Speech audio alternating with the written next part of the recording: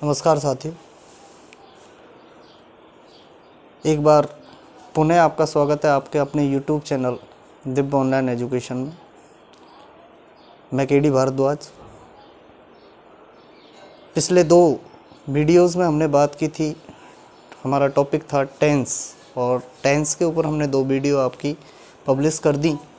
First video में हमने basic fundamentals of English language के बारे में बात की। इसके बाद पार्ट 2 में हमने टेंसेस से रिलेटेड कुछ ज़रूरी चीज़ों के बारे में हमने बातचीत की, चाहे वो आपका नाउन पोर्शन रहा हो, चाहे प्रोनाउन पोर्शन रहा हो, चाहे वो आपकी वर्ब्स की थोड़ी जानकारी हो। और हम इसी प्रकार से क्रम में बढ़ते हुए आज टेंस पार्ट 3 में, मैंने जैसा कि आपको पहले कहा था कि हम टेंस पार्ट 3 में प्रेजेंट इंडेफिनिट टेंस को लेते हुए चलेंगे। तो दोस्तों, वीडियो शुरू करने से पहले मेरी वही अपील आपसे कि इस चैनल को ज़्यादा से ज़्यादा आप सब्सक्राइब करें, बेल आइकन पे प्रेस करें, बेल आइकन पर क्लिक करें, ऑल का ऑप्शन सेलेक्ट करें, हमारी जो वीडियोस हैं उनको लाइक करें, शेयर करें, ताकि ज़्यादा से ज़्यादा बच्चों के पास ये वीडियोस पहुँचे और जो चीज़ आप सीख रहे हो वो भी उनको इस कोरोना काल में सीखने को मिले। दोस्तों, आपसे उम्मीद, आपसे एक अपील, घर पे रहें, स्वस्थ रहें। बाज़ार या कहीं बाहर निकलें तो कोरोना प्रोटोकॉल्स की पालना करें, कोविड प्रोटोकॉल्स को फॉलो करें, स्वयं बचें और आपके साथी, आपके सहयोगी, आपके परिवार वालों को भी बचाएं। तो आइए सर, शुरू करते हैं हमारी वीडियो आज की। तो मैं बात करूं सर, तो टॉपिक हमारे जो चल रहे थे वो चल रहे थे आपके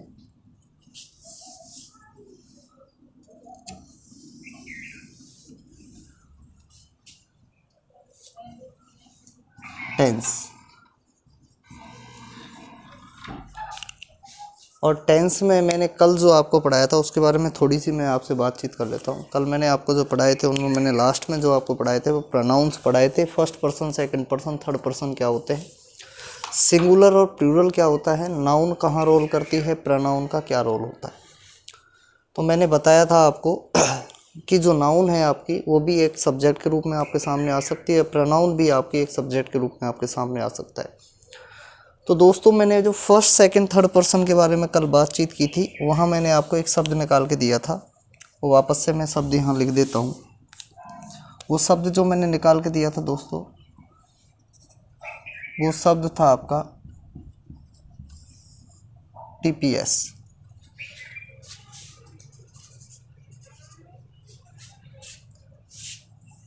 TPS।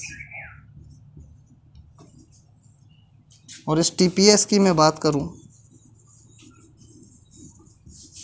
और इस TPS की ही अगर दोस्तों मैं बात करूं, तो इसी को मैंने कहा था आपका थर्ड पर्सन सिंगुलर सब्जेक्ट।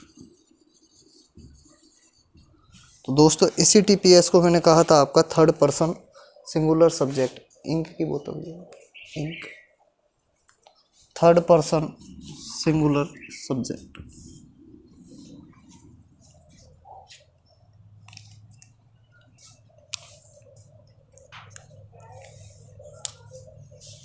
तो दोस्तों, हमारे जो थर्ड पर्सन सिंगुलर सब्जेक्ट है जिसको हमने TPS कहा था, उसके बारे में थोड़ी सी आपको और आज जानकारी दे देता हूँ। देखो, ये पर्सन जो है हमारे वो हमने 3 टाइप में बांटे थे। फर्स्ट पर्सन, सेकंड पर्सन और थर्ड पर्सन। फर्स्ट पर्सन को मैंने जो नाम दिया था वो था आपका स्पीकर, वो ऑलवेज स्पीक्स। सेकंड पर्सन को मैंने नाम दिया था लिसनर, वो ऑलवेज लिसन्स। और थर्ड पर्सन जो वहाँ पे होता नहीं है, जिसके बारे में हम बात कर रहे होते हैं, जिसके बारे में टॉक अबाउट होते हैं, बट वो वहाँ एब्सेंट होता है। तो मैंने आपके सामने 3 प्रोनाउन की चर्चा की थी। तीन प्रोनाउन में मैं थर्ड पर्सन की बात करूँ तो स्पेसिफिक मैंने इसको थर्ड पर्सन को अगेन 2 पार्ट्स में डिवाइड किया था, मैंने सबको ही किया था, लेकिन मैं थर्ड पर्सन टीपीएस को समझाने के लिए कर रहा हूँ। मैंने इसको एक पार्ट सिंगुलर, दूसरा इसका प्लूरल। सिंगुलर में जो मैंने रखे थे दोस्तों उनके बारे में बात करूँ तो मैंने रखा था ही को, मैंने रखा था सी को, मैंने रखा था इट को, और मैंने रखा था नेम, और वो भी कैसा नाम सर, सिंगल नेम। तो ये सारे जो हमारे हैं वो टीपीएस के अंदर आ गए, क्योंकि ये पर्सन हो गया आपका थर्ड का टी लिया, पर्सन का पी लिया और सिंगुलर का एस, तो इस प्रकार से ये आ गए हमारे टीपीएस। यहाँ तक की चर्चा दोस्तों हमने कल की थी। वो चर्चा हम करेंगे आज सेंटेंस के बारे में, थोड़ी सी जानकारी।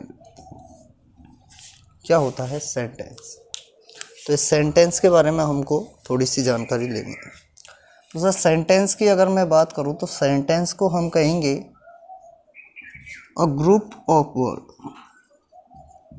A group of words.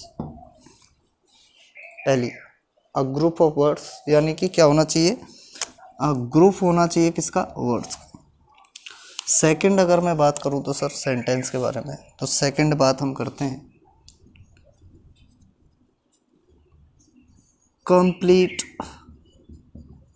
Sense या कंप्लीट मीनिंग। तो दूसरी चीज़ जो एक सेंटेंस में होना चाहिए वो एसेंशियल चीज़ें हैं, उनमें है ग्रुप ऑफ वर्ड्स, सेकंड चीज़ जो है वो है आपका कंप्लीट सेंस या कंप्लीट मीनिंग। थर्ड की बात करूं अरेंजमेंट ऑफ वर्ड्स। थर्ड की अगर मैं बात करूं तो वो होना चाहिए आपका अरेंजमेंट ऑफ वर्ड्स, यानी कि शब्दों का उचित क्रम के साथ संयोजन, क्रम संयोजन जिनको हम बोलते हैं उसी को हम अरेंजमेंट कहते हैं। तो अरेंजमेंट ऑफ वर्ड, तो तीन चीज़ें हमारे सामने आई, ग्रुप ऑफ वर्ड्स होना चाहिए, कंप्लीट सेंस या कंप्लीट मीनिंग देना चाहिए, और अरेंजमेंट ऑफ वर्ड्स होना चाहिए, यानी कि वर्ड्स का जो शब्द हैं उनका सही संयोजन होना चाहिए, तब जाके वो एक सेंटेंस बनता है। देखो दोस्तों यहाँ मैं आपके सामने एक उदाहरण पेश करूँ, he fruits eating is, he fruits eating is, क्या आप मुझे इसका कोई सेंस निकाल के दिखा सकते हैं, क्या ये सेंटेंस है? चलो हम यहाँ से देखने की कोशिश करते हैं। नंबर 1 अप्लाई करते हैं अ ग्रुप ऑफ बर्ड्स, बिल्कुल sir group of birds, birds का ग्रुप है। कंप्लीट सेंस मीनिंग, क्या कोई कंप्लीट मीनिंग है इसका? तो नहीं। क्या है? तो अगर इसको तोड़ जोड़ के निकालने की कोशिश करें तो ही यानी वह फ्रूट्स यानी फल, ईटिंग रहा है यानी खा, वह फल खा रहा है। बट अगर बात करूँ तो अरेंजमेंट ऑफ वर्ड्स, यहाँ थोड़ी गड़बड़ हो जाती है। यहाँ गड़बड़ कैसे हो गई कि इसकी अरेंजमेंट सही नहीं है। तो अब अरेंजमेंट कैसे सही होगी वो चीज़, तो इस सेंटेंस में जो अरेंजमेंट होनी चाहिए दोस्तों वो होनी चाहिए थी, यहाँ देखो ही आपका सब्जेक्ट का काम कर रहा है, फ्रूट्स आपके ऑब्जेक्ट या अदर वर्ड का काम कर रहे हैं, ईटिंग आपकी एमबी का यानी मेन वर्ब का काम कर रही है, इज आपकी हेल्पिंग वर्ब का यूज़ यहाँ हेल्पिंग वर्ब का काम कर रही है। हमें करना क्या था, हमें इसको करेक्ट एप्रोप्रिएट अरेंजमेंट में जमाना था। तो हमें क्या करना था, ये थोड़ा गलत है, इसको सही करने के लिए हमें क्या करना चाहिए था, हमें करना चाहिए था सब्जेक्ट प्लस वर्ब। अब चाहे एम बी एच बी हो तो आप हेल्पिंग वर्ब पहले लगाएंगे और उसके बाद मेन वर्ब का यूज करें, उसके बाद हमें यहाँ ऑब्जेक्ट या अदर वर्ड का यूज करना चाहिए। इस वे में अगर हम इसको पेश कर देते तब ये हमारा एक सेंटेंस बच जाता। इसके हिसाब से अगर हम इसको करें, इसके हिसाब से अगर हम इसको करें तो दोस्तों यही आपका सेंटेंस कुछ इस तरीके से आपके सामने आएगा, ही इज़ ईटिंग फ्रूट्स। अब इसका अर्थ भी है, अब इसका कंप्लीट सेंस भी है, अब ये ग्रुप ऑफ वर्ड्स भी है, और अब इसमें अरेंजमेंट ऑफ वर्ड्स भी है। तो चाहो तो दोस्तों आप ये कॉपी कर सकते हैं।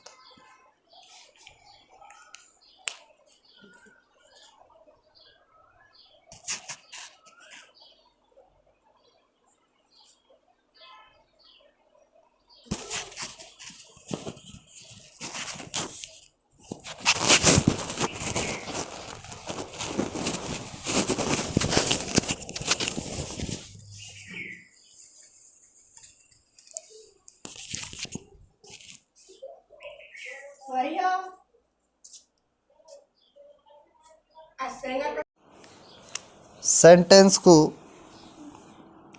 स्ट्रक्चर के आधार पर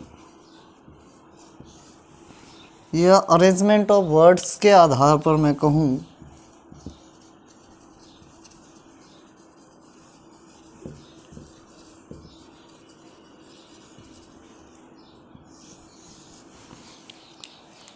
या इसी को मैं कहूँ कि सब्जेक्ट वर्ब और ऑब्जेक्ट के आधार पर या अदर वर्ड के आधार पर इनके निश्चित क्रम के आधार पर अगर मैं बांटने की कोशिश करूँ तो सेंटेंस को मैंने दो टाइप्स में बांटना शुरू कर दिया।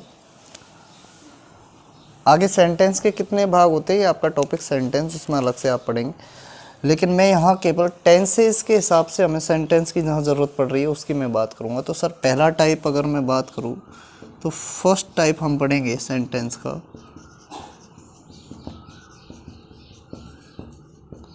Assertive sentence. असर्टिव सेंटेंस की बात करूं, असर्टिव सेंटेंस किसी की सूचना देने के लिए होते हैं।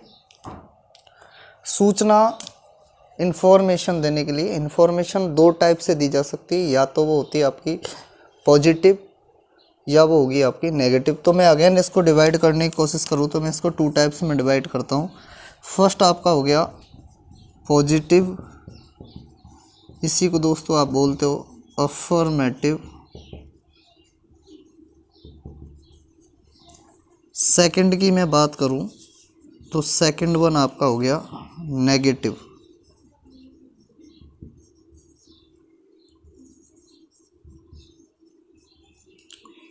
अफर्मेटिव सेंटेंस,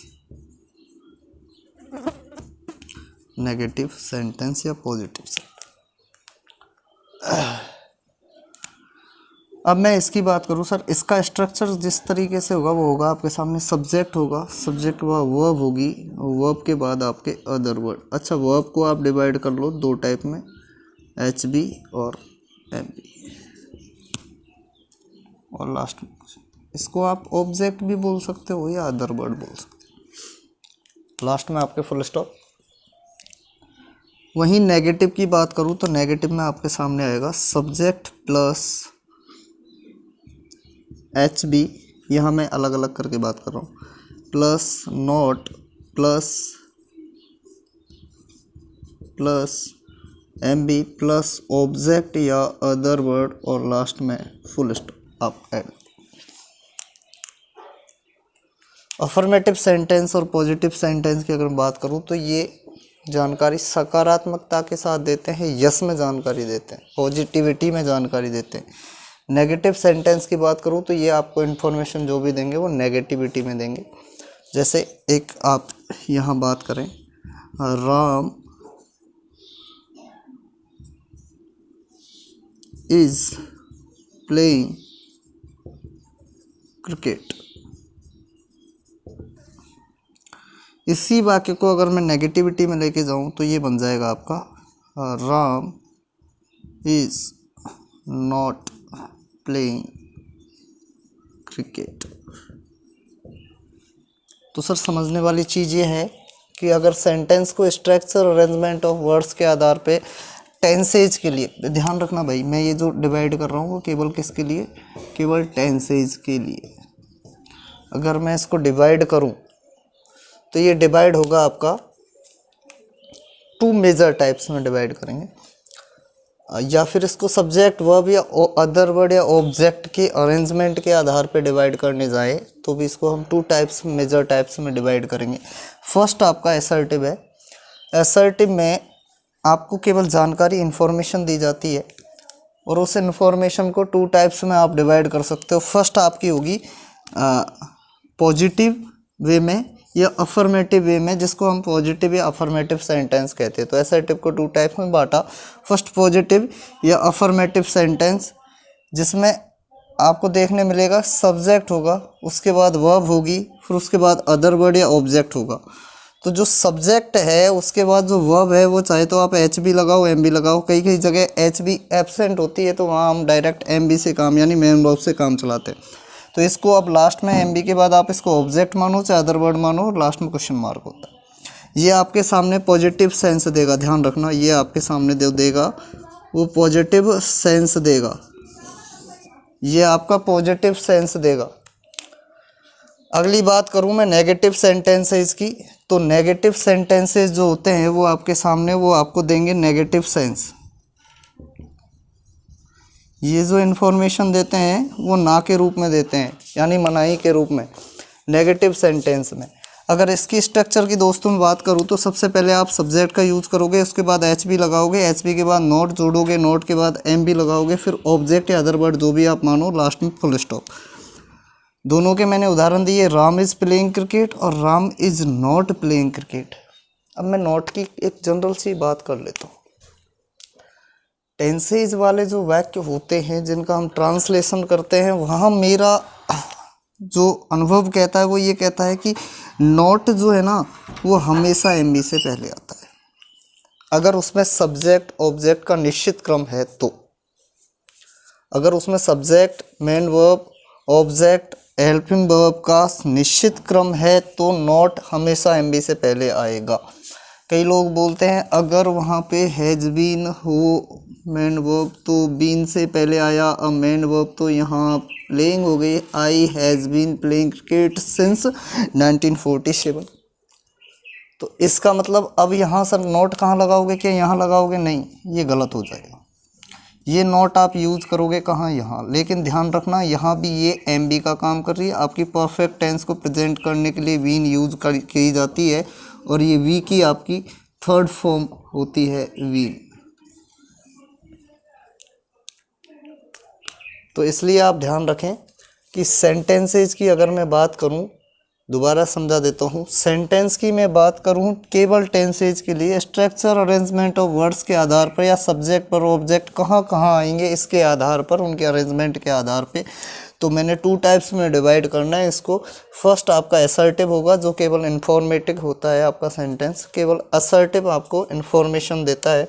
उसको अगेन मैंने 2 टाइप्स में डिवाइड किया। फर्स्ट आपका जिसको आप पॉजिटिव सेंटेंस बोलते हो, जिसको आप अफर्मेटिव सेंटेंस बोलते हो। दोस्तों ये सेंटेंस आपको पॉजिटिव सेंस देता है। और इसके स्ट्रक्चर की अगर मैं बात करूँ, इसके ढांचे की, इसके फॉर्मूले की अगर मैं बात करूँ तो वो स्ट्रक्चर आपके सामने आएगा। फर्स्ट ऑफ ऑल आप सब्जेक्ट का यूज करोगे, देन आप उसमें ऐड करोगे वर्ब। अब आपकी वर्ब एच बी और एम बी दोनों हो सकती हैं, या फिर एच बी एब्सेंट भी हो सकती है।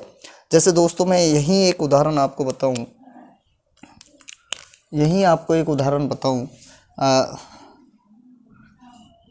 Ram pledge cricket, Ram pledge cricket. अब दोस्तों यहाँ पे आपकी जो ये प्ले है वो एम बी है, यानी कि यहाँ पे आपकी जो हेल्पिंग वर्ब है वो एब्सेंट है।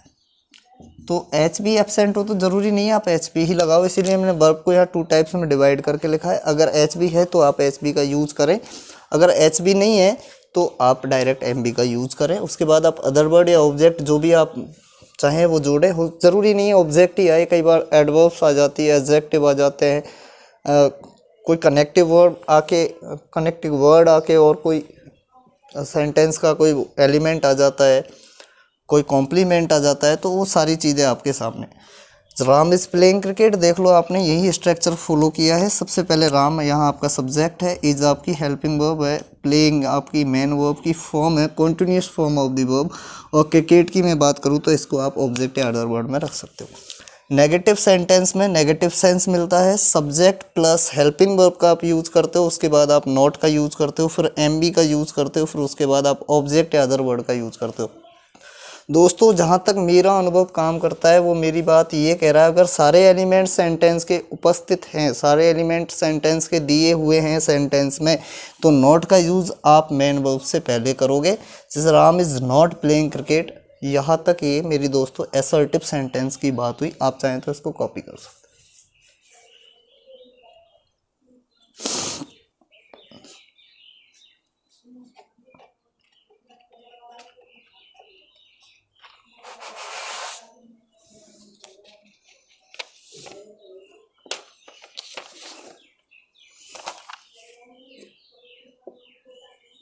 दोस्तों अगर सेकंड की मैं बात करूँ तो सेकंड टाइप ऑफ सेंटेंस आपका जो सामने आएगा वो आएगा आपका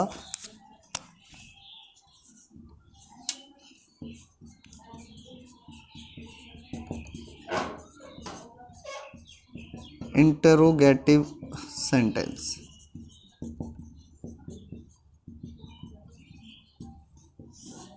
इंटेरोगेटिव सेंटेंस, और इस इंटेरोगेटिव सेंटेंस का आप ध्यान रखें, ये हमेशा आपसे पूछता है सर क्वेश्चंस, ये आपसे हमेशा क्वेश्चन पूछता है, ये आप ध्यान रखें। अब क्वेश्चंस भी 2 टाइप्स के आपसे पूछे जा सकते हैं, तो इसको भी मैं आगे जाके मुझे 2 भागों में डिवाइडेड करना है, लेकिन क्वेश्चंस कौन कौन से टाइप के और कैसे कैसे पूछे जा सकते हैं उसके बारे में मैं थोड़ी सी दोस्तों आपसे बात करूँ। एक क्वेश्चन का टाइप ऐसा होता है जिसका आप इशारे करके भी काम चला सकते हैं। आपसे किसी ने पूछा खाना खाया, आपने गर्दन नीचे लाई, इसका मतलब आप उसको बोल रहे हो हाँ। आपने खाना खाया, आपने गर्दन हिलाई नहीं, इसका मतलब आप इशारा करके भी इसका उत्तर दे सकते हो। अगली मैं बात करूँ दोस्तों क्वेश्चंस की, अगर इसी क्वेश्चन को मुझे ग्रामेटिकल भाषा में आपके सामने समझाना है तो वो मैं समझाने की कोशिश करता हूँ। ग्रामेटिकल में जिसका आंसर हम यस और नो में देते हैं, जिन क्वेश्चंस का आंसर हम यस और नो में दे सकते हैं, पॉसिबल है जिनको देना, वो पॉसिबल वाले यस और नो में जिनका आंसर मिल जाए वो आपके एक टाइप में तो वो आएंगे। दूसरे टाइप में वो आएंगे जिनका आंसर हम यस और नो में नहीं दे सकते, उनके लिए हमें अलग से चीज़ें लानी पड़ेंगी, एक पूरा का पूरा सेंटेंस हमें क्रिएट करना पड़ेगा, तब जाके हम उसका आंसर दे पाएंगे। तो इस तरीके से 2 भागों में आ जाओ, दोनों भागों की बात करते हैं। तो फर्स्ट की मैं बात करूँ तो फर्स्ट को हमने जो डिवाइड किया, फर्स्ट को उसको मैंने कहा आपके सामने क्लोज एंडेड सेंटेंस।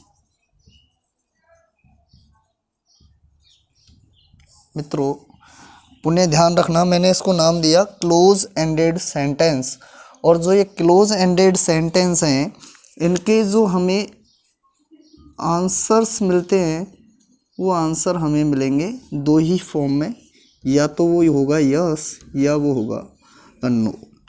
अगर दोस्तों मैं इसके स्ट्रक्चर की बात करूँ तो इसका जो स्ट्रक्चर होगा वो होगी शुरुआत हमारी हेल्पिंग वर्ब के साथ, फिर उसके बाद आप सब्जेक्ट का यूज़ करोगे, फिर उसके बाद आप एमबी यानी मेन वर्ब का यूज़ करोगे, उसके बाद आप ऑब्जेक्ट या अदर वर्ड का यूज़ करोगे, लास्ट में आपको ऐड करना है क्वेश्चन मार्क। इसके दोस्तों मैं उदाहरण की बात करूं तो इज़ राम प्लेइंग क्रिकेट। और अगर मुझे इसका उत्तर देना हो तो इसका उत्तर मैं 2 ही तरीके से दे सकता हूँ, yes Ram is playing cricket, no Ram is not playing cricket. तो इसका जो आंसर है वो 2 ही रूप में हमारे सामने आ सकता है, वो है आपके यस और नो। अगली अगर मैं टाइप की बात करूँ दोस्तों तो अगला टाइप हमारे सामने इसी का आता है, उसको बोलते हैं ओपन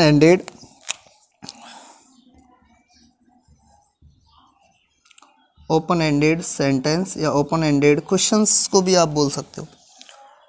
ठीक है, इसको आप ओपन एंडेड क्वेश्चन भी बोल सकते हो, चाहे इसको ओपन एंडेड सेंटेंस भी बोल सकते हो। दोस्तों इसकी मैं बात करूं तो इसके आंसर्स जो हैं वो यस और नो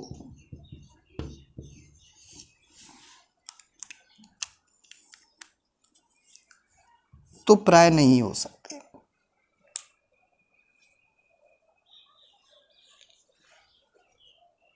मैं ये नहीं कह रहा हूँ कि हो नहीं सकते, प्राय नहीं हो सकते। सपोज करो उसने पूछ लिया व्हाट डिड ही से, उसने क्या कहा, व्हाट डिड ही से, ही से yes, he said yes, sorry, what did he से, तो उसने क्या कहा, आपने आंसर दिया ही सेड यस, उसने हाँ कहा।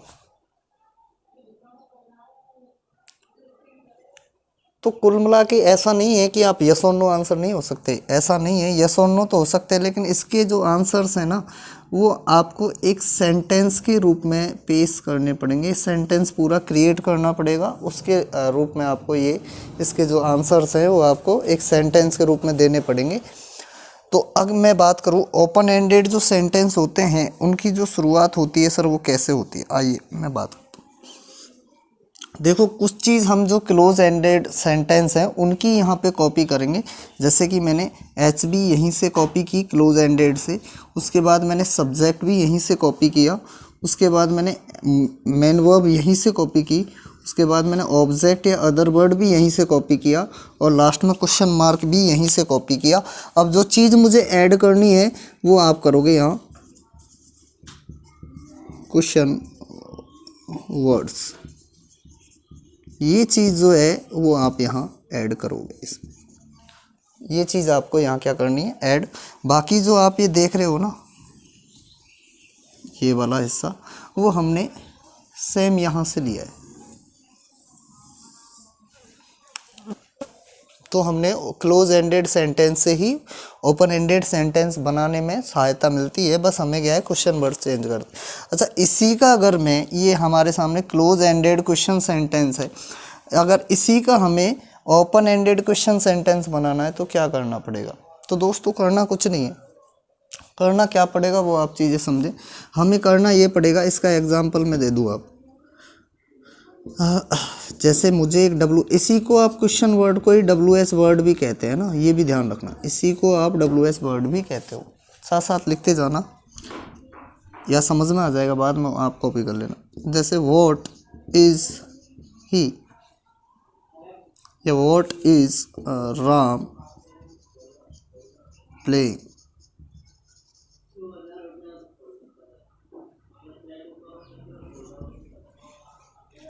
व्हाट इज राम प्लेइंग, तो बात आपके समझ में आसानी से आ गई होगी।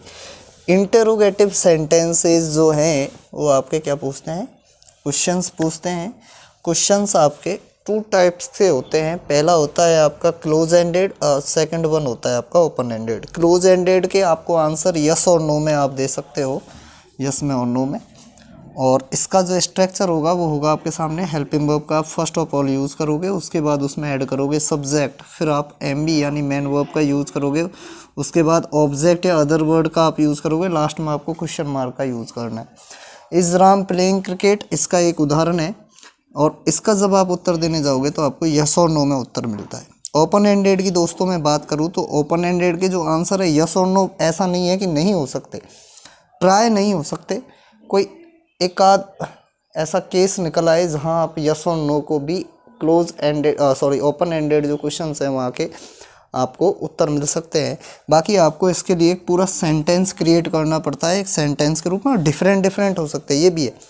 देखो ओपन क्लोज एंडेड जो क्वेश्चन सेंटेंस होते हैं ना, उनके जब उत्तर दोगे तो यस और नो, यहाँ आपके सामने क्या है सर, बर्डन है, बस इतना ही कर सकते हो। ये आपके ऊपर एक बोझ मान लो, आप ये मान लो कि आपकी जो सीमाएं हैं वो एक तरीके से सीमित कर दी गई हैं कि आप यस और नो में ही उत्तर दे सकते हो। कैसे, डू यू प्ले क्रिकेट, क्या तुम क्रिकेट खेलते थे?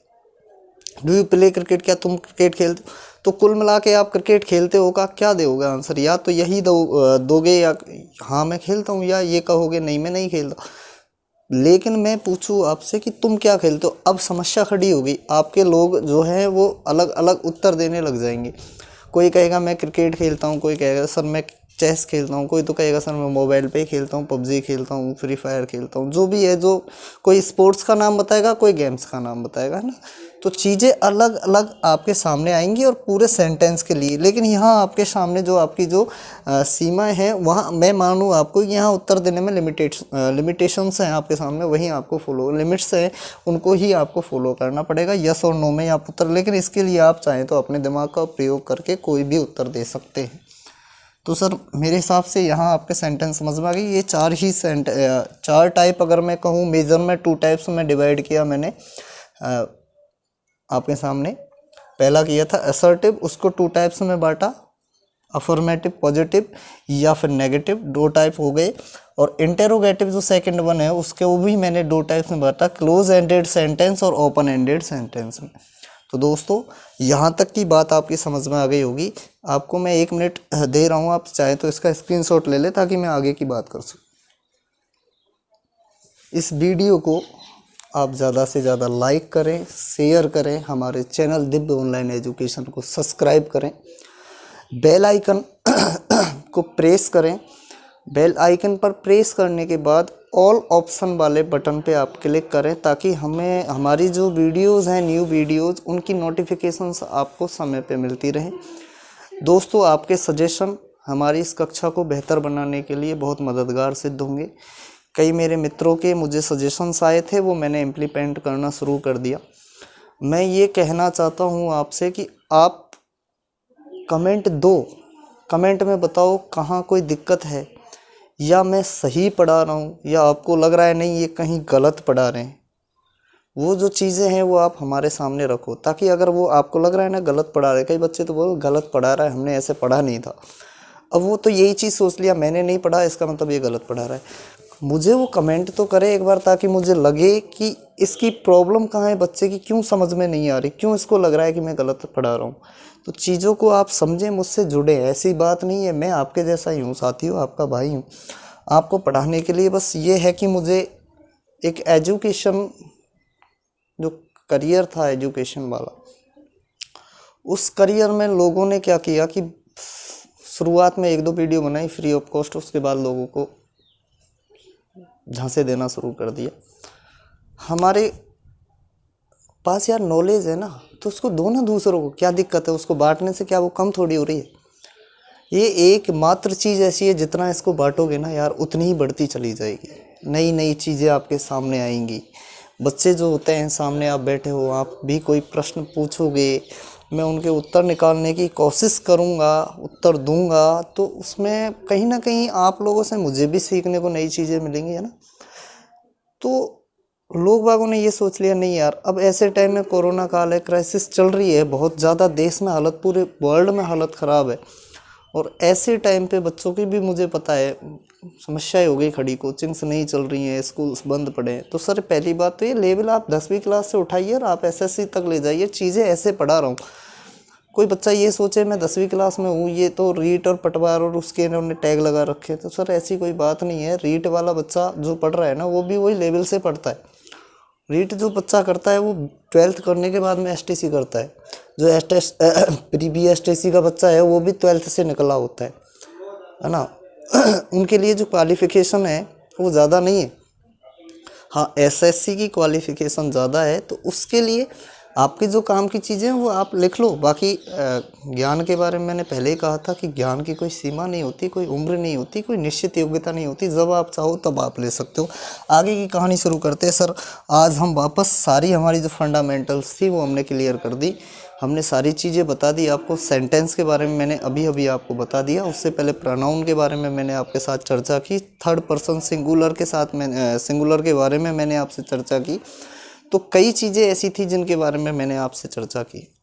अब मैं आगे आप लोगों से जो चर्चा करूंगा वो हमारे एक टेंस को लेके करेंगे दोस्तों। और आज हम शुरुआत करते हैं टेंसेस की, हमारे टेंस प्रेजेंट इंडेफिनिट टेंस के साथ।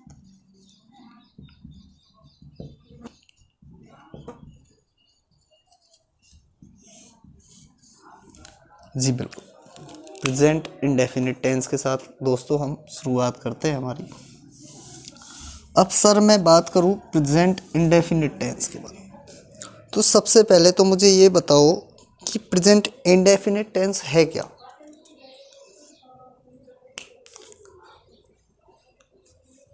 अपने दिमाग में सोच लो, आपके पास आधा मिनट का समय है, अपने दिमाग में ये सोचो कि हम कैसे माने कोई सेंटेंस है वो प्रेजेंट इंडेफिनिट।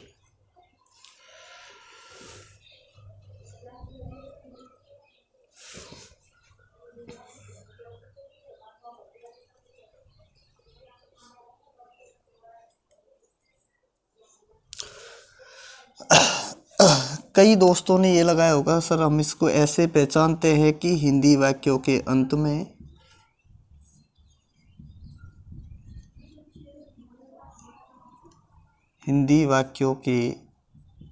में कुछ वर्ड्स हैं जैसे कि ता है, ती है, ते है आदि अगर आए तो, है ना।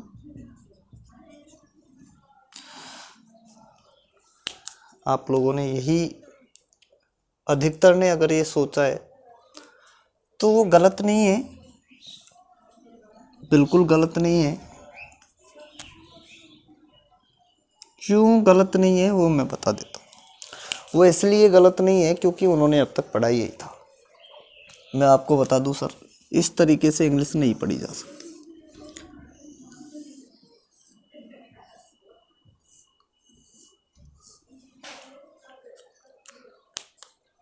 अगर आपके घर पे किसी की शादी के फेरे करवाने हैं और पंडित जी संस्कृत की जगह वहाँ उर्दू में या इंग्लिश में मंत्र बोलना शुरू कर दें, तो आप लोग ही वो हो जो ये कहोगे कि यार ये पंडित कुछ नहीं जानते। कारण कि संस्कृत भाषा में पढ़े जाते हैं मंत्र, ये तो उर्दू में पढ़ रहे हैं या ये तो इंग्लिश में पढ़ रहे हैं, तो हम कैसे मान लें कि ये पंडित है। तो सेम पोजीशन बेटा यहाँ होगी आपके सामने। अगर हिंदी को लेके चलोगे ना तो इंग्लिश में कहीं ना कहीं डिफ़िकल्टी आपके सामने आएगी। बाइलिंगुअल क्लास है, छोटे बच्चे हैं, तो छोटे बच्चे कक्षा 10th स्टैंडर्ड के लिए ये बात सही है, ध्यान रखना। अगर कक्षा 10वीं में आप पढ़ते हो ना तो ये आपके लिए सही है, क्योंकि आपकी किताबों के अंदर ये लिखा है। जो राजस्थान बोर्ड के विद्यार्थी हैं या जिनके बाइलिंगुअल चलती है, हिंदी भी चलती है और जिनके इंग्लिश भी चलती है और जिनके टीचर उन्हें हिंदी मीडियम से पढ़ाते हैं इंग्लिश को भी, उनके लिए ये सही होगा। जो कंपटीशन लेवल की बात करें सर, तो कंपटीशन लेवल में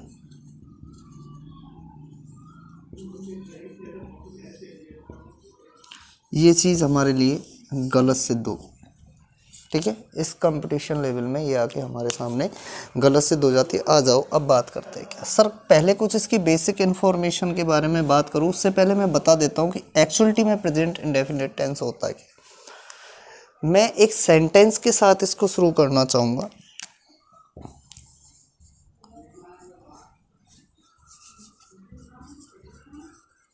और सेंटेंस आपके सामने है, Ram please.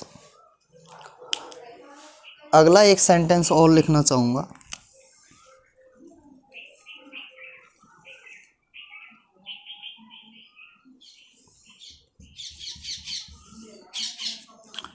We love our parents. दोनों सेंटेंस की बात करूं तो दोनों सेंटेंस में मुझे बताओ, क्या यहाँ राम कोई काम कर रहा है? जिनके दिमाग में आई हो कि हाँ राम कर रहा है काम, और कौन सा काम कर रहा है, खेलने का, तो ध्यान रखना भैया वो गलत है। यहाँ राम कोई काम नहीं कर रहा, हम केवल इन्फॉर्मेशन दे रहे हैं। क्या दे रहे हैं? इन्फॉर्मेशन, सॉरी, केवल हम क्या दे रहे हैं? इन्फॉर्मेशन दे रहे हैं। किसके बारे में दे रहे हैं? राम के बारे में दे रहे हैं कि वो क्या कर रहा है, खेलता है। वो क्या करता है? खेलता है। यानी राम नाम का एक व्यक्ति है जो क्या करता है? खेलता है। खेलता है इसका मतलब ये नहीं एक ही बार खेला, इसका मतलब ये नहीं आगे नहीं खेलेगा, इसका मतलब ये है कि वो खेलता है, यानी कि वो रिपीट करता है इस काम को, बार बार बार बार करता है, ठीक है। अगली बात करूँ, वी लव आवर पेरेंट्स। अब अगर आप लोग यहाँ सही मान रहे हो ना, बहुत से ऐसे महामानव होते हैं, वो महामानव ये मानेंगे सर खेलने का काम तो कर रहा है राम। तो भाई ये बताओ, आप किसी से प्रेम कर रहे हो? वी लव आवर पेरेंट्स, हम हमारे माता पिता से प्रेम करते हैं। अब मुझे बताओ आप कौन सा काम कर रहे हो?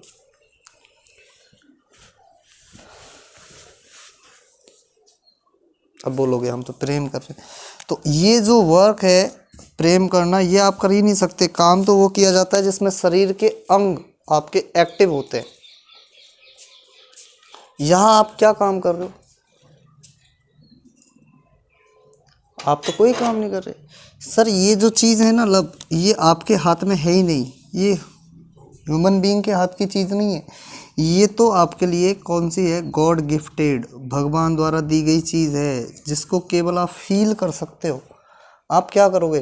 प्रेम करने का मतलब ये तो है नहीं कि आप जाके और कुछ ऐसे कि ये मेरा प्रेम है मैं इसको कर रहा हूँ, ऐसा कुछ नहीं है। तो ये गॉड गिफ्टेड आपके सामने चीज़ है, तो इसमें आप कोई काम नहीं कर सकते। और जहाँ आप कोई काम ही नहीं कर रहे वहाँ आप एक्शन कैसे ठहराओगे? तो इसमें अगेन आपके सामने क्या होगी? हम केवल दे रहे हैं इन्फॉर्मेशन। किसके बारे में?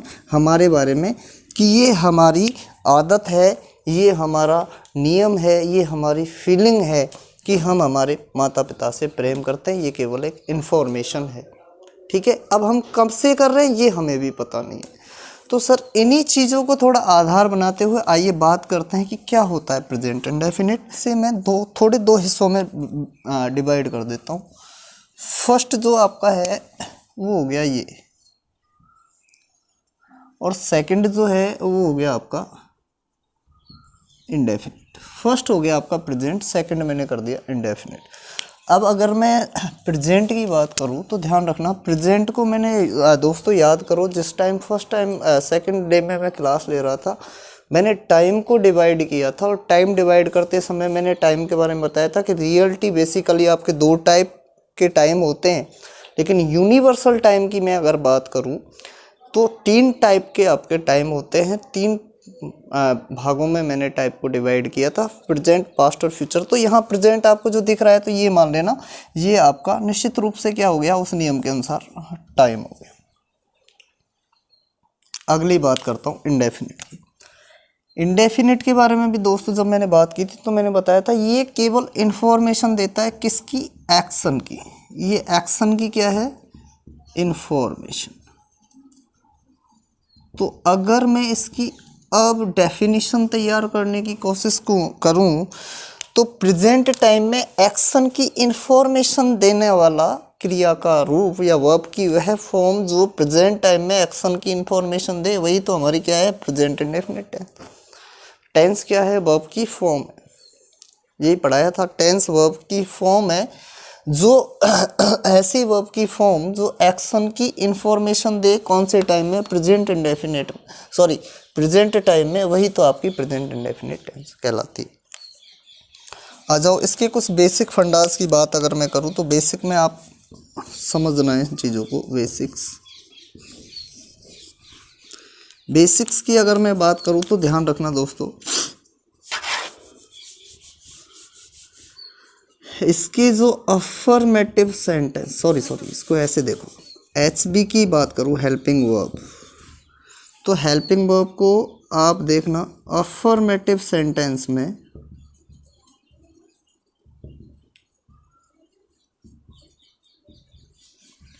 और दूसरी बात करूँ अदर्स में आपके नेगेटिव और इंटेरोगेटिव या फिर इंटेरोगेटिव प्लस नेगेटिव सेंटेंस आते हैं।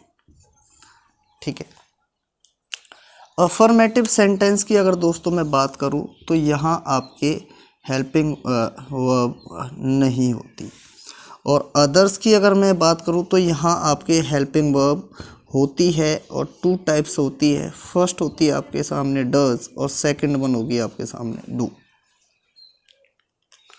तो अब दोस्तों मैं अगर डज की बात करूं तो डज के बारे में मैंने बताया था आपको, ध्यान रखना TPS, ये उस TPS का काम यहाँ होता है। ये TPS के साथ आती है और ये आपकी अदर्स के साथ आती है, यानी कि TPS को छोड़ के शेष के साथ हम HB डू का यूज करते हैं।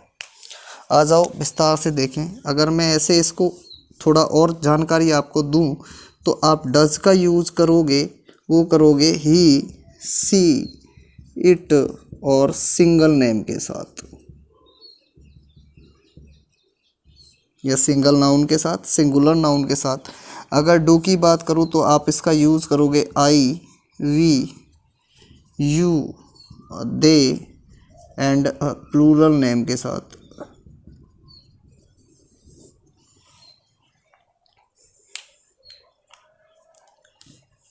तो आप इसको चाहे तो TPS से ही समझ लो, फिर आपको ये रट्टा मारने की ज़रूरत नहीं पड़ेगी। अब कोई बोले सिंगुलर के साथ डज और प्लूरल के साथ डू तो गलत हो जाएगी, ध्यान रखना, क्योंकि आई जो है आपका वो भी सिंगुलर है, ये आई आपका सिंगुलर है, तो इसलिए सिंगुलर के साथ डज और प्लूरल के साथ डू ये तो बिल्कुल गलत है, इसको आप कभी नहीं। तो ये आपके सामने HB की बात दोस्तों मैंने कर दी कि HB का यूज ऐसे हो। आप चाहे तो उसको कॉपी करें ताकि मैं आगे MB की बात करूं।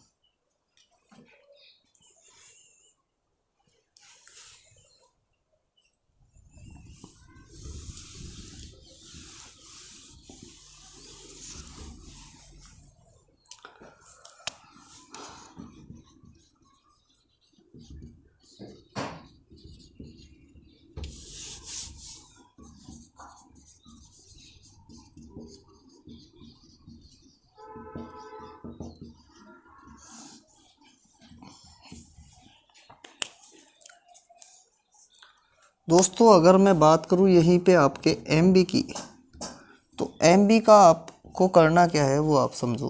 MB का आपको जो करना है वो ये करना है कि MB अगर आप ले रहे हो TPS के साथ, MB अगर आप ले रहे हो TPS, सॉरी MB अगर आप ले रहे हो अफर्मेटिव सेंटेंस में, अफर्मेटिव सेंटेंस में अगर आप पॉजिटिव या अफर्मेटिव सेंटेंस में MB का यूज कर रहे हो दोस्तों, तब आप ध्यान रखना, चूँकि मैंने बताया कि अफर्मेटिव सेंटेंस में HB नहीं होती, तो यहाँ आप TPS के साथ यूज करोगे singular form of the verb, यानी कि singular form of the verb, यानी कि आप करोगे फर्स्ट फॉर्म के साथ ऐड करके S या ES। और अगर आप अदर्स के साथ की बात करें, यानी कि TPS को छोड़कर शेष की बात करें, तब आप दोस्तों यूज करोगे यहाँ की plural form of the verb, यानी कि वर्ब की फर्स्ट फॉर्म। एक बार दोबारा कंफर्म करवा देता हूँ दोस्तों। HB की मैंने यहाँ बात की, तो HB में मैंने कहा अगर अफर्मेटिव सेंटेंस की बात करें दोस्तों, तो यहाँ HB एब्सेंट होती है। अदर सेंटेंस की अगर मैं बात करूँ, यानी कि negative, interrogative, interrogative negative, negative, interrogative और इंटेरोगेटिव नेगेटिव, 3 सेंटेंस को मैंने इसके अंदर रखा। तो वहाँ HB की बात करूँ तो TPS के साथ आप डज का यूज़ करोगे और अदर्स के साथ आप डू का यूज़ करोगे। जैसे अगली मैं बात करूँ डच का, मैंने आपको विस्तार से लिख दिया कि डच का आप यूज़ करोगे ही, सी, इट और सिंगल नाउन के साथ या सिंगल नेम के साथ। डू की बात करूँ दोस्तों तो आप यूज़ करोगे आई, वी, यू और दे और प्लूरल नाउन के साथ आप इसका यूज़ करोगे। अगली बात करूँ दोस्तों MB की, तो अफर्मेटिव सेंटेंस में अगर आपको MB यूज़ करनी है, तो चूंकि यहाँ पर हमने कोई भी HB का यूज़ नहीं किया, तो यहाँ हमें सिंगुलर बनाना पड़ेगा। सिंगुलर सब्जेक्ट के साथ में काम ले रहे ना, third person singular TPS, third person singular के साथ ले रहे हो, तो हमें वर्ब को भी तो सिंगुलर। देखो नियम क्या कहता है, नियम ये कहता है कि आपका अगर सब्जेक्ट सिंगुलर है ना, तो आपकी जो वर्ब है वो भी कैसी होनी चाहिए, सिंगुलर होनी चाहिए। सब्जेक्ट अगर आपका सिंगुलर है तो आपकी वर्ब भी कैसी होनी चाहिए, सिंगुलर होनी चाहिए। तो सिंगुलर वर्ब हो, इसके लिए तो हमें क्या करना है, हमें वर्ब को सिंगुलर बनाना पड़ेगा। तो सिंगुलर कैसे बनती है, singular form of the verb कैसे बनाते हैं, वर्ब की फर्स्ट फॉर्म में एस या एस ऐड करके। तो TPS के साथ यानी कि सिंगुलर थर्ड पर्सन के साथ अगर आपको लगाना है तो एस या एस आपको वर्ब की फर्स्ट फॉर्म में ऐड करना पड़ेगा। और अदर्स के साथ अगर आप यूज़ करते हो तो आप वर्ब की फर्स्ट फॉर्म ही खाली यूज़ करोगे। ये हुई आपकी अफर्मेटिव सेंटेंस की बात। शेष की बात करूं, अफर्मेटिव को छोड़कर, अफर्मेटिव को छोड़कर, अफर्मेटिव को छोड़कर अगर मैं अदर्स की बात करूं, अदर सेंटेंसेस की, तो अदर्स में आपके कौन कौन से सेंटेंस आते हैं वो मैंने आपको पहले ही बता दिए, एक बार और दोबारा बता देता हूं, आ जाओ। अदर्स में आपके जो सेंटेंस आते हैं वो आते हैं आपके नेगेटिव, इंटेरोगेटिव और इंटेरोगेटिव प्लस नेगेटिव। अगर इन सेंटेंसेस की बात करूं तो पुनः आपको 2 टाइप के आपके सामने सब्जेक्ट आएंगे, उन 2 टाइप्स के हिसाब से आपको यूज़ करना है। अगर बात करूं मैं सर TPS की, तो TPS के साथ आप यूज़ करोगे वर्ब की फर्स्ट फॉर्म, और अदर्स के साथ भी आप यूज़ करोगे वर्ब की फर्स्ट फॉर्म। तो ऑल ऑफ हम बात यही कह सकते हैं कि यहाँ आपको 2-2 करने की ज़रूरत नहीं पड़ेगी। तो इस सब को काट के डायरेक्ट लिख दो कि शेष वाक्यों में जो आपको यूज़ करना है वो है वर्ब की प्लूरल फॉर्म, यानी कि वर्ब की फर्स्ट फॉर्म का आपको यूज़ करना है। लेकिन फिर भी कर लेते हैं, आ जाओ। अगर अफर्मेटिव सेंटेंस की मैं बात करूं तो उसका स्ट्रक्चर क्या होगा,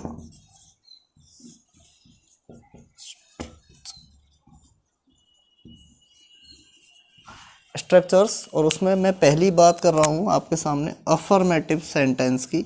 तो अफर्मेटिव सेंटेंस का स्ट्रक्चर क्या होगा, तो ध्यान रखना यहाँ आपके सामने स्ट्रक्चर ये होगा कि आप सबसे पहले सब्जेक्ट का यूज़ करोगे, फिर उसके बाद आप यूज़ करोगे, या तो आप यूज़ करोगे वर्ब की फर्स्ट फॉर्म, या आप यूज़ करोगे वर्ब की फर्स्ट फॉर्म के साथ ऐड करना पड़ेगा आपको एस या ईएस। ध्यान देना, इसका यूज़ करोगे आप टीपीएस के साथ, यानी कि थर्ड पर्सन सिंगुलर सब्जेक्ट के साथ, और इसका यूज़ करोगे आप आई प्लस प्लूरल सब्जेक्ट या से सभी सब्जेक्ट के साथ, टीपीएस को छोड़। उसके बाद जो आपको करना है वो क्या करना है, उसके बाद आपको यहाँ पे ऑब्जेक्ट या अदर वर्ड का यूज़ करना, और लास्ट में आपको फुल स्टॉप। अगली बात करूँ तो दोस्तों नेगेटिव सेंटेंस का स्ट्रक्चर हम लोग देखेंगे। नेगेटिव सेंटेंस का स्ट्रक्चर किस तरीके से होगा आपके सामने देखो। नेगेटिव सेंटेंस का स्ट्रक्चर होगा आपके सामने दो टाइप से। एक तो होगा आपका जब आपका सब्जेक्ट हो थर्ड पर्सन, चाहे आप इसको ऐसे करो, सबसे पहले आप सब्जेक्ट का यूज़ करोगे, उसके बाद आप करोगे एच बी का यूज़। अब एच बी आपके सामने टू टाइप्स में आएगी, या तो आएगी डज या आएगी आपकी डू। तो डज जैसे ही आपको दिखे तो समझ जाना आपका यहाँ जो सब्जेक्ट होगा वो कौन सा होगा, टीपीएस, टीपीएस। और यहाँ जो आपका सब्जेक्ट होगा वो होगा अदर्स, यानी कि टीपीएस को छोड़ करके। ठीक है, तो दोस्तों अगली जो बात करोगे वो आप लगाओगे यहाँ नॉट, नॉट के बाद आप लगाओगे एमबी की फर्स्ट फॉर्म, उसके बाद में ऑब्जेक्ट या अदर वर्ड, और लास्ट में फुल स्टॉप। अगली बात करूँ दोस्तों तो वो होगी आपकी इंटेरोगेटिव का। आप देखोगे स्ट्रक्चर,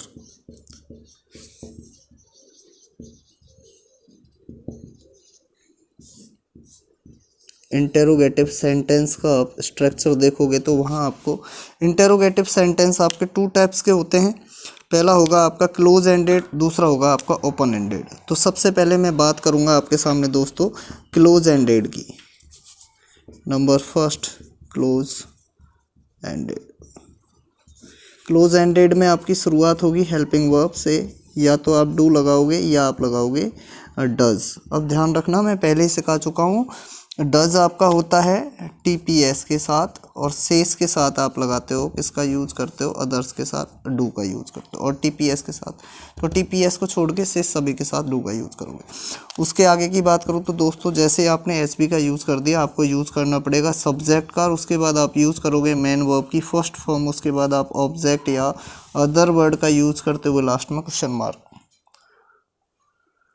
नेक्स्ट अगर मैं बात करूं तो इसका दूसरा टाइप जो होता है वो होता है आपका ओपन एंडेड। ओपन एंडेड जो होते हैं उनका जो हम शुरुआत करनी होती है वो हमें WH वर्ड से करनी होती है। तो आप यहाँ रखोगे सबसे पहले WH वर्ड या क्वेश्चन वर्ड जिसको आप बोलते हो,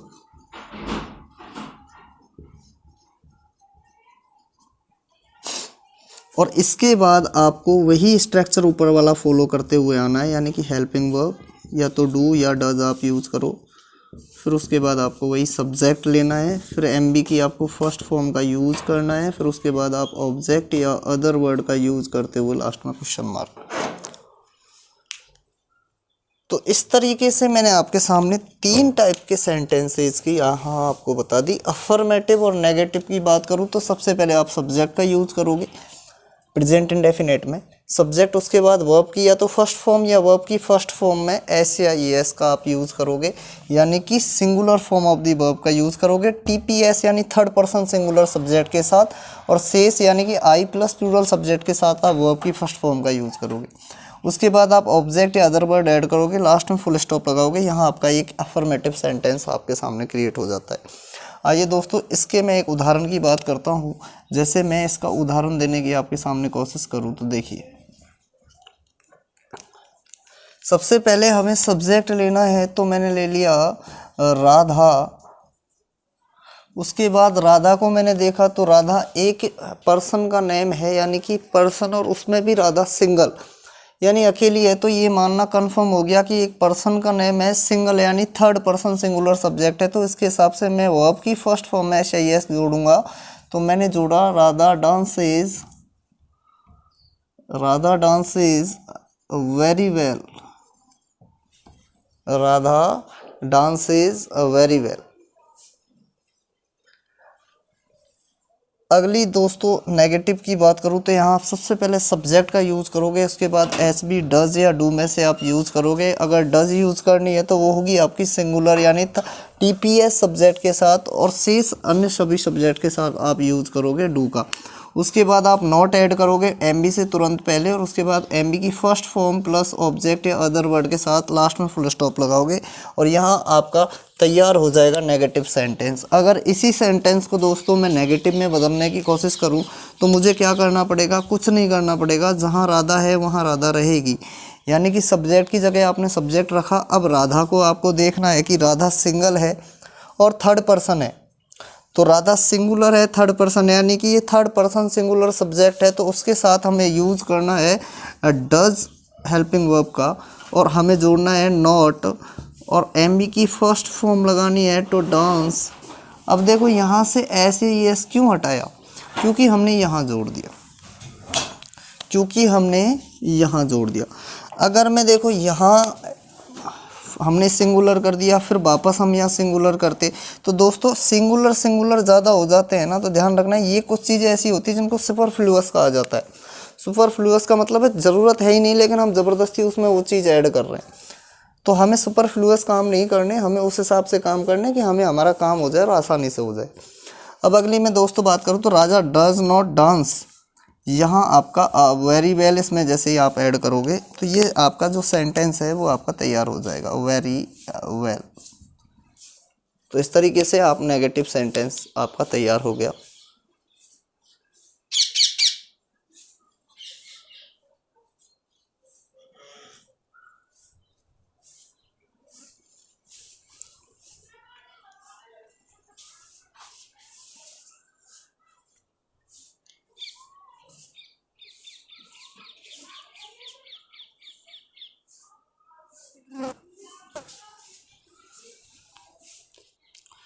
सपोज करो हमें 1 सेकेंड, हमें इंटेरोगेटिव नेगेटिव सेंटेंस बनाना है प्लस नेगेटिव। तो अब हमें क्या करना है? हमें कुछ नहीं करना, हमें केवल ये काम करना है कि हमें यहाँ जो क्लोज और ओपन एंडेड थे उन दोनों को ले लेते हैं। ये मान लो आपका क्लोज एंडेड है, ये आपका ओपन एंडेड है। क्लोज एंडेड के बारे में आप जानते हैं, उनके उत्तर हमें यस और नो में मिलते हैं, और इनके उत्तर जो हमें वो सेंटेंस फॉर्मेट करके बनाने पड़ते हैं। क्लोज एंडेड की मैं बात करूँ तो आपको क्या करना है? आपको कुछ नहीं करना, यहाँ एच बी लगानी है जो आप डू और डज में से एक लगाओगे। उसके बाद आपको यहाँ सब्जेक्ट का यूज़ करना है और इस सब्जेक्ट के अकॉर्डिंग आपको एच बी लगानी है, ये ध्यान रखना। उसके बाद आप यहाँ नोट जोड़ोगे और नोट के बाद आप एम बी की फर्स्ट फॉर्म का यूज़ करोगे। तो ध्यान रखना यहाँ भी देखो ये जो नोट है एम बी से तुरंत पहले आया। उसके बाद आपको क्या करना है? आपको कुछ नहीं करना। उसके बाद आप ऑब्जेक्ट या अदर वर्ड का यूज़ करते हो, लास्ट में आपको क्वेश्चन मार्क का यूज़। ऐसे ही अगर मैं यहाँ आपकी क्लोज ओपन एंडेड की बात करूँ तो ओपन एंडेड में आपको शुरुआत में डब्ल्यू एस वर्ड या जिसको आप क्वेश्चन वर्ड भी कहते हैं वो आपको ऐड करना है, और उसके बाद से सी यू का तू जैसा वो ऊपर है वैसा की वैसा आप यहाँ लिखते चले जाइए। तो दोस्तों यहाँ ये जो आपकी थोड़ी सी बात मैंने बेसिक आपके सामने पेश की वो थी आपकी प्रेजेंट इंडेफिनिट टेंस की। आइए दोस्तों कुछ सवालों के ऊपर हम चर्चा करते हैं। ये आप एक बार कॉपी कर लें। आइए देखिए कुछ क्वेश्चंस की हम बात करते हैं। मैंने लिखा रमेश ईट मैंगो, रमेश ईट मैंगोज एवरी डे। अभी आपको कहीं और ध्यान नहीं देना, आपको ये ध्यान देना है कि इस वाक्य में आपको गलती कहाँ लग रही है।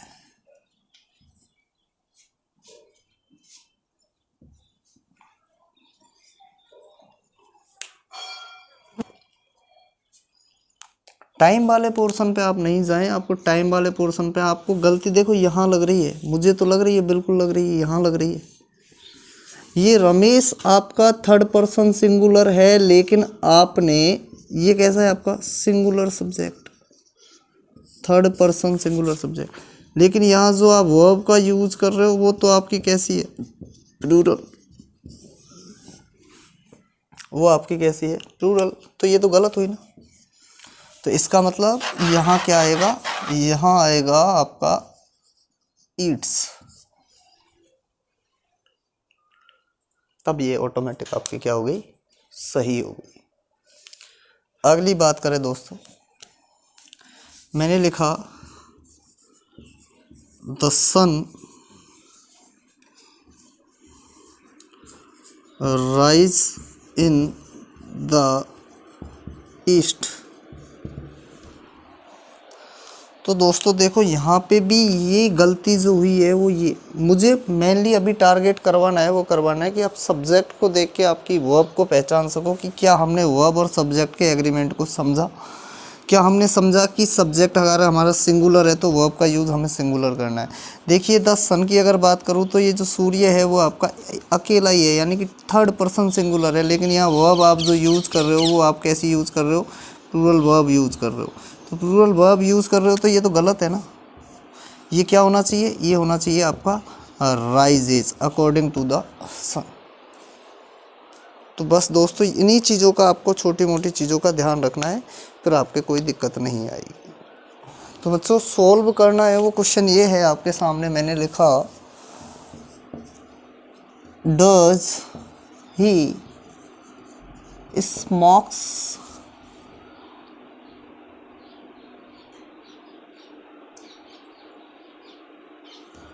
चलो इतना ही छोड़ देते हैं, डज ही स्मोक्स। दूसरा मैंने लिखा डू ही स्मोक। अगला लिखा मैंने डज ही स्मोक। अगला लिखा मैंने डज ही स्मोक। अब आपको बताना है इनमें से कौन सा सही है।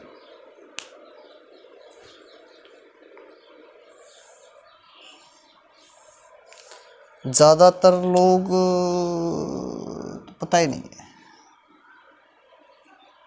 टाइम ले लीजिए, लेकिन देखिए समझने की कोशिश करो मित्रों, मैं समझाने की कोशिश कर रहा हूँ, उस चीज़ को समझो। देखो सबसे पहली तो ये गलती आप देखो कि यहाँ हमने डज लगाया है ही को देखते हो, बिल्कुल सही बात। तो यहाँ तो ये सही है, लेकिन हमने गलती कहाँ की, हमने यहाँ भी वर्ब की फर्स्ट फॉर्म में एस को ऐड कर दिया, यानी कि सिंगुलर फॉर्म ऑफ वर्ब ले ली। यहाँ हमने वर्ब को पहले ही सिंगुलर कर दिया, जबकि हमने क्या पढ़ा था, हमने पढ़ा था अगर आप डू और डज का यूज़ कर रहे हो ना तो वहाँ आपको क्या यूज़ करनी है, वर्ब की फर्स्ट फॉर्म यानी कि plural form of the verb. तो इस अकॉर्डिंग गलती यहाँ हुई। ये सही कब होता, ये सही तब होता जब यहाँ क्या होता, स्मोक।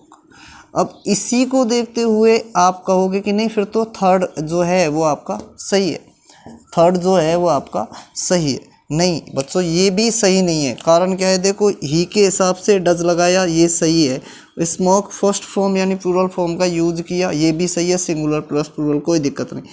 सबसे बड़ी गलती जो यहाँ रहेगी, क्वेश्चन मार्क का हमने यहाँ यूज नहीं किया था, है ना। तो ये भी सेंटेंस, तो करेक्ट सेंटेंस क्या बनेगा इसका, करेक्ट जो सेंटेंस बनेगा वो बनेगा डज ही स्मोक और लास्ट में क्वेश्चन। तो ऐसी भी गलतियों पे आप ध्यान रखें, माइनर मिस्टेक हैं, लेकिन आप सोचते हो ये क्या एग्जाम में सर, एग्जामिनेशन जो एग्जामिनेशन लेने वाला होता है उसके दिमाग का पता नहीं होता, वो आपकी इंटेलिजेंसी और प्रेजेंस ऑफ माइंड चेक करता है। तो वो देखना चाहता है कि आप उस टाइम इतने प्रेजेंट थे कि आपने एक छोटी सी गलती को पकड़ लिया।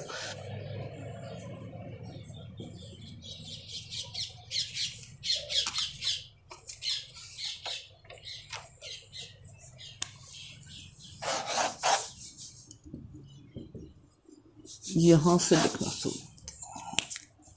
तो सर अब हम बात करेंगे applications of present indefinite.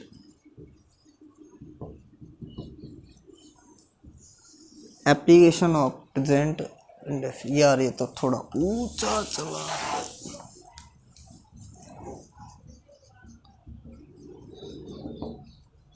Application of present indefinite.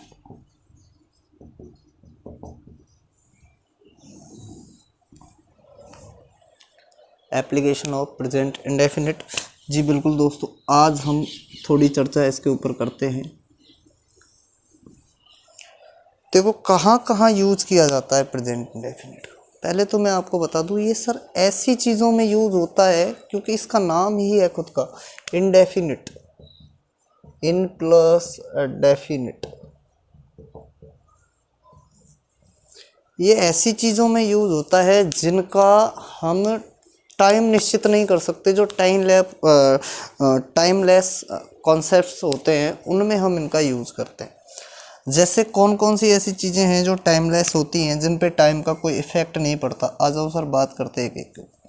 सबसे पहले अगर मैं बात करूं तो सर वो होगा आपका यूनिवर्सल ट्रुथ, यानी कि ऐसा सत्य जिसको संपूर्ण संसार स्वीकृत कर चुका है, जिसको संपूर्ण संसार जानता है। जैसे मैं कहूँ आपसे the sun rises in the east, तो आप लोग भली भांति जानते हो कि सूर्य पूर्व में उगता है। ना तो आपको ये पता कब से उगता है, ना आपको ये पता कब तक उगता रहेगा, यानी कि ये टाइमलेस कॉन्सेप्ट है। दूसरी चीज़ आपको ये समझनी है कि सूर्य पूरब से उगता है। अगर मैं बोलूं सूर्य पूरब से उगता था तो आज वो पश्चिम से नहीं उगता, आज भी वो पूरब से उगता है। यानी कि ये एक ऐसी बात है जिसको हम ये है तो एक इन्फॉर्मेशन, क्योंकि एक्चुअलिटी में सूरज कोई काम नहीं कर रहा होता है, ये केवल हम इन्फॉर्मेशन दे रहे हैं उसके एक्शन की। तो यूनिवर्सल ट्रुथ है, ये ऐसा एक्शन है जो चलता ही रहेगा, ये एक ऐसा एक्शन है जो चलता ही रहेगा। इसका मतलब इसको कभी आप कॉन्टिन्यूस फॉर्म में नहीं ला सकते कि ये लगातार ऐसे रनिंग में नहीं कि सूरज उग रहा है। नहीं नहीं, ये गलत बात है। सूरज चमक रहा, सन इज शाइनिंग बोल सकते हो, बिल्कुल सही बात है, सन इज शाइनिंग। क्योंकि कभी कभार क्या है, सन ऐसा नहीं है कि शाइनिंग, वो डल भी हो जाता है। लेकिन यूनिवर्सल ट्रुथ में the sunrises in the east का मतलब है सूर्य जो आपका है वो पूर्व में ही उगता है, किसी भी दिन वो पश्चिम से नहीं उगेगा। इस चीज़ को आप झुटला नहीं सकते। अगली बात अगर मैं करूं तो इसी का एक उदाहरण और ले लो आप। द अर्थ रिवॉल्व्स,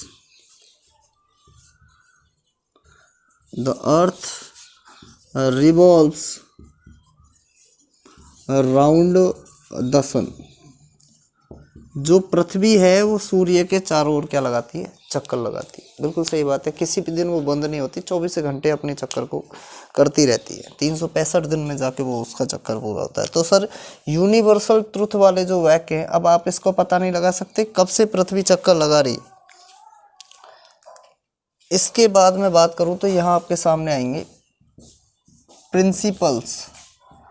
प्रिंसिपल्स का मतलब वो स्कूल वाले प्रिंसिपल नहीं, यहाँ प्रिंसिपल का मतलब है सिद्धांत। प्रिंसिपल का मतलब यहाँ सिद्धांत है।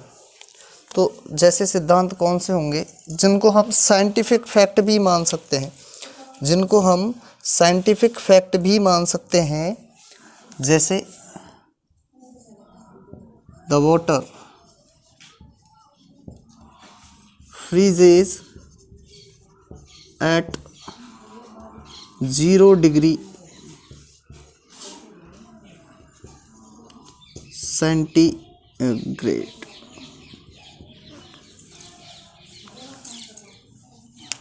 Zero degree centigrade. तो यहाँ जो पानी है वो 0 डिग्री सेंटीग्रेड पे जमता है, ये ध्यान रखना है, संख्यात्मक चीज़ है 0।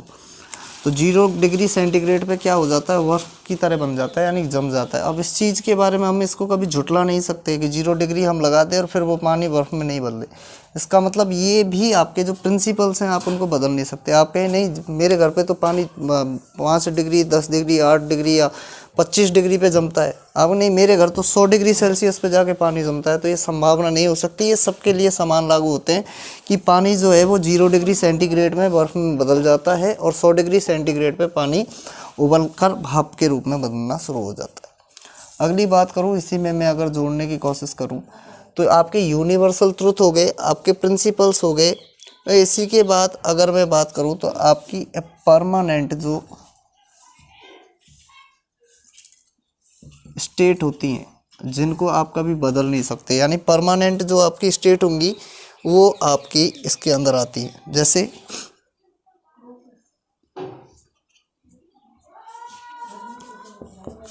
दोस्तों इसका मैं अगर आपको उदाहरण देने की कोशिश करूँ परमानेंट स्टेट का, तो इसमें जो उदाहरण आएंगे वो थोड़े आपको लगेंगे जैसे कि थोड़े कि ये तो चीज़ें पास्ट में भी हो सकती थी, लेकिन एक्चुअलिटी में वो चीज़ें पास्ट में नहीं होंगी। क्योंकि देखो मैं बात करूँ इनकी तो जैसे माई हाउस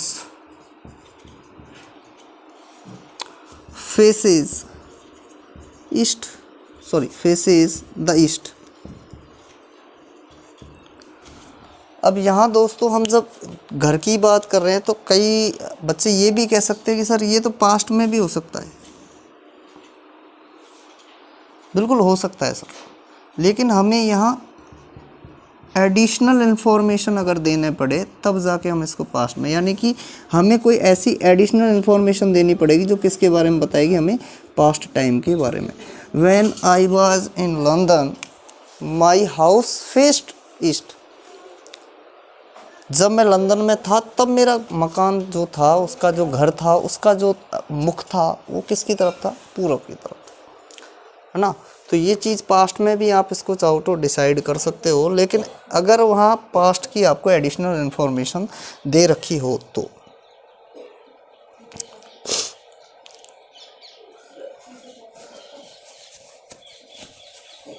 कुछ जनरल ट्रुथ भी इसके अंदर आते हैं, ध्यान रखना दोस्तों। कुछ जनरल ट्रुथ की अगर मैं बात करूँ तो वो भी इसके अंदर आते हैं।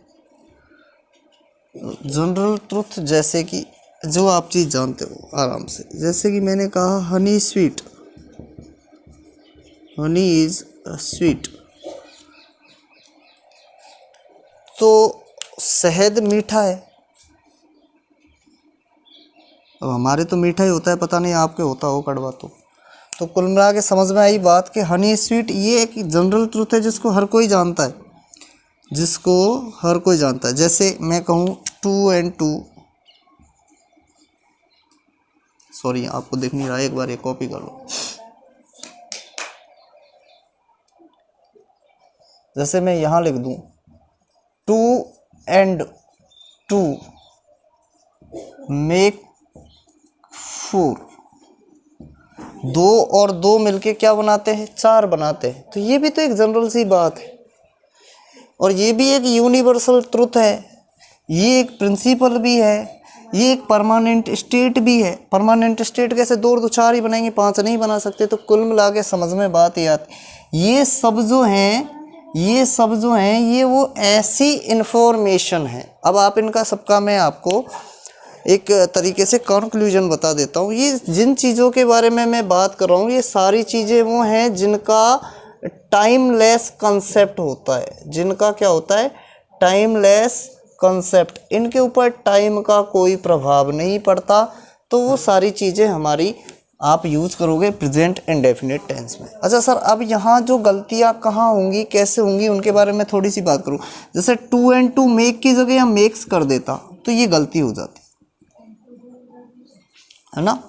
जैसे हनी इज स्वीट है तो अब यहाँ वो आपको हनी इज स्वीटिंग कर देता तो ये गलती हो जाती। तो वो चीज़ें ऐसी नहीं है कि ज़्यादा डिफ़िकल्ट पूछता हो सर, वो उसको आपको केवल एक गवर्नमेंट सर्विस में लेना है, आपको बच्चों के एग्ज़ाम फाइट करवानी है, उसे आपको मतलब इंग्लिश का एक तरीके से ये मत मानो कि आपको विलियम शेक्सपियर उसको बनाना है, वो केवल आपकी इन्फॉर्मेशन चेक कर रहा है। हाँ, ये बात ज़रूर है, कुछ समय से लगातार एग्ज़ाम के जो पैटर्न है वो इम्प्रूवमेंट पे आ रहे हैं, थोड़े हार्ड होते जा रहे हैं। और आपका जो ये मानो एक तरीके से जो आपका टाइप है, कोर्स पढ़ने का जो तरीका है, चीज़ों को पूछने का जो तरीका है, वो आपका वर्स्ट और डिफ़िकल्ट होता चला जा रहा है। लेकिन इसका मतलब ये बिल्कुल नहीं है कि वो आपसे ऐसे क्वेश्चन नहीं पूछ। सर, एग्जामिनर हर 3 तरीके के बच्चे होते हैं, तीनों के लिए पेपर सेट करता है। कुछ बच्चे ऐसे होते हैं जो बिल्कुल डल कंडीशन में होते हैं, वो भी बच्चे एग्ज़ाम में वो कहते हैं 10 सवाल तो मैं भी सही करके आया हूँ, 5 सवाल तो मैं भी सही कर। इसका मतलब कि उनके लिए भी वो क्वेश्चन पेपर बना था। कुछ बच्चे जो एवरेज स्टूडेंट होते हैं उनके लिए, और जो ब्रिलियंट स्टूडेंट हैं वो सारे क्वेश्चन सॉल्व करते हैं, लगभग 90 101% 100% तक स्कोर करने की कोशिश होती है। तो आप ये ना सोचें कि आगे क्या होगा, कैसे होगा, बस आप पढ़ते चलें चीज़ों को। अगर आपको कोई दिक्कत आई हो तो दोस्तों मुझे कमेंट करके ज़रूर बताएं। आज की क्लास में इतना ही। एक बार पुनः जाते जाते आप सभी को मैं कहना चाहूँगा कि अपने इस चैनल दिव्य ऑनलाइन एजुकेशन को आप लोग सब्सक्राइब करें, इन वीडियोस को आप लाइक करें, ज़्यादा से ज़्यादा शेयर करें। और मेरा एक बार पुनः आपसे ये कहना कि आप कमेंट ज़रूर करें कि आपको वीडियोस में कहीं कोई दिक्कत आ रही है, आपको पढ़ाई में कहीं कोई कंसेप्ट में दिक्कत आ रही है, आपको कोई चीज़ समझ में नहीं आ रही, तो आप उसको कमेंट के ज़रिए मेरे पास ज़रूर पहुँचाएँ। और जाते जाते दोस्तों आपसे पुनः कहना, कोरोना का टाइम है, कोविड-19 का टाइम है, बहुत क्राइसिस है, पूरे वर्ल्ड में क्राइसिस है। तो आप लोग घर पे रहें, स्वस्थ रहें, सुरक्षित रहें, और मास्क का आप यूज़ ज़रूर करें। अगर आप बाहर निकलते हैं तो मास्क ज़रूर पहनें। कोविड-19 की प्रोटोकॉल्स गाइडलाइंस का आप यूज़ फॉलो करें। गवर्नमेंट ने जो SOP जारी की है उसका आप फॉलो करें। इसी के साथ दोस्तों आपसे विदा लेते हुए नमस्कार, राम राम, सत श्री अकाल, आदाब, अस्सलाम वालेकुम।